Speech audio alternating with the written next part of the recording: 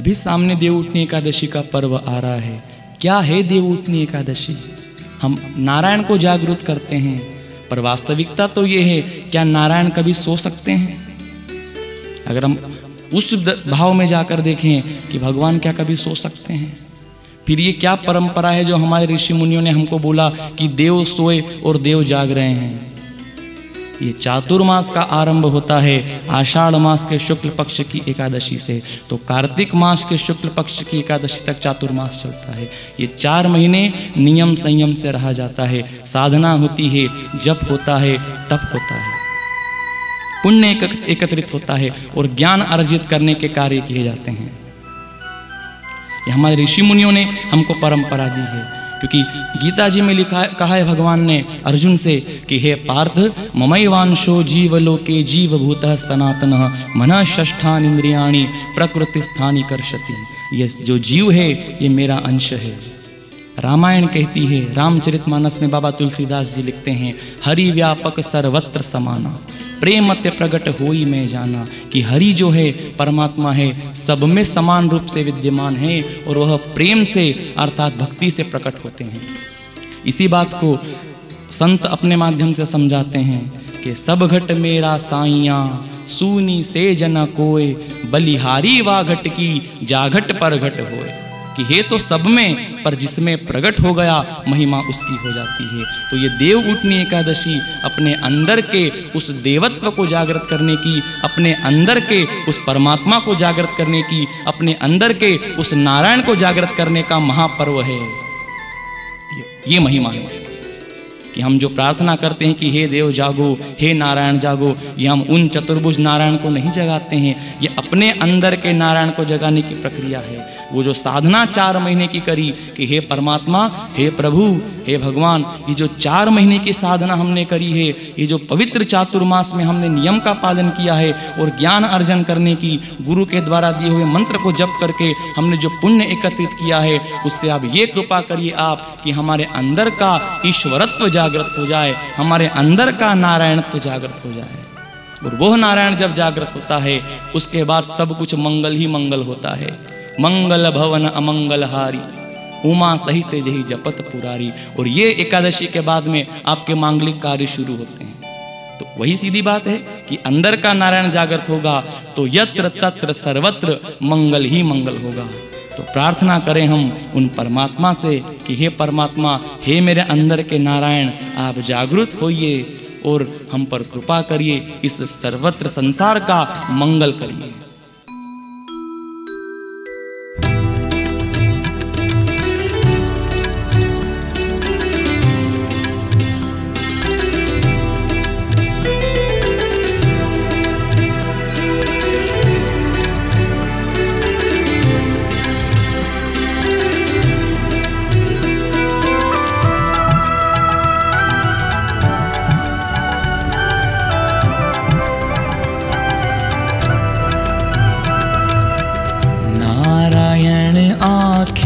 खोलो हम सब का कल्याण करो।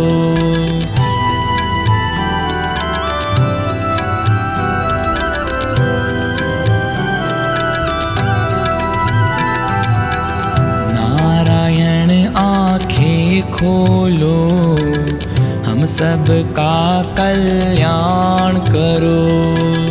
लक्ष्मीपति आँखें खोलो हम सब का उद्धार करो।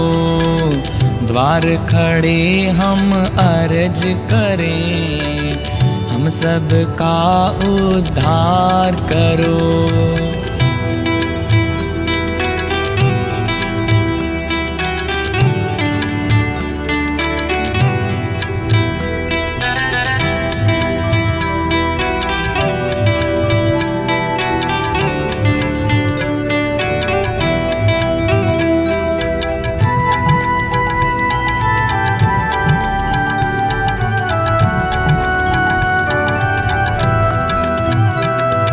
नयन खोल कर हे योगेश्वर योग निद्रा त्यागिए।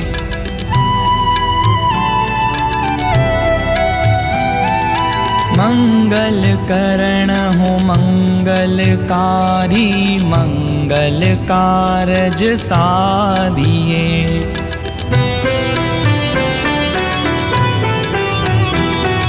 नयन खोल कर हे योगेश्वर, योग निद्रा त्यागिए।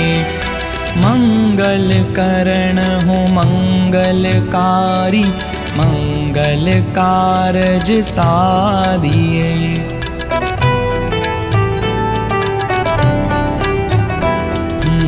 सालिग्राम के रूप में तुलसी को स्वीकार करो।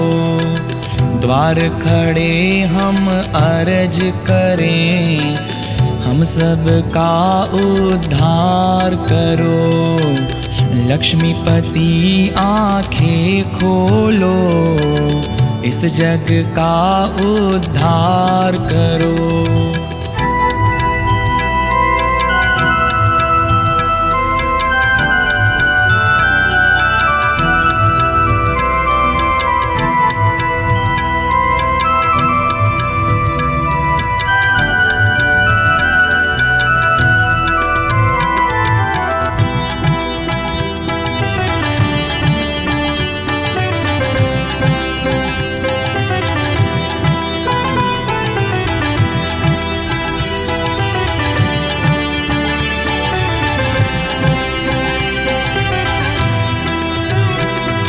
शुभ मुहूर्त की बेला है और घर घर आंगन द्वार सजे।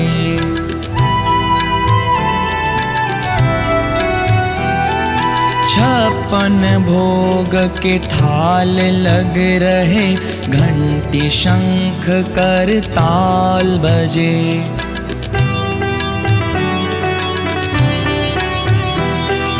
शुभ मुहूर्त की बेला है और घर घर आंगन द्वार सजे। छप्पन भोग के थाल सज रहे, घंटी शंख कर ताल बजे।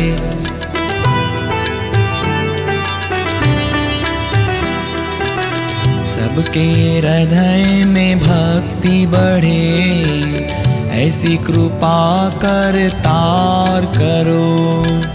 द्वार खड़े हम अर्ज करें, हम सब का उद्धार करो। नारायण आँखें खोलो, हम सब का कल्याण करो।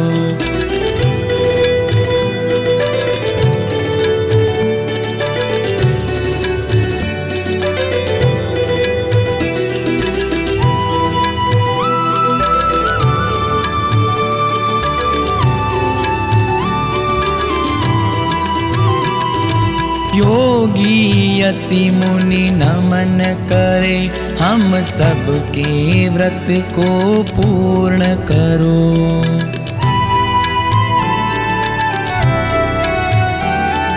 भरत कृष्ण की विनती यही, जन्मों के अघ को चूर्ण करो।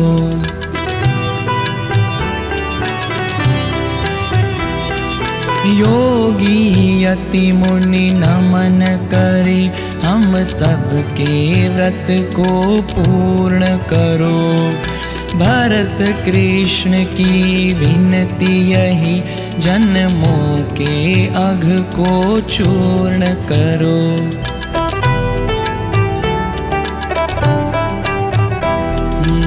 सद्गुरु बन कर कृपा करो, भवसागर से पार करो।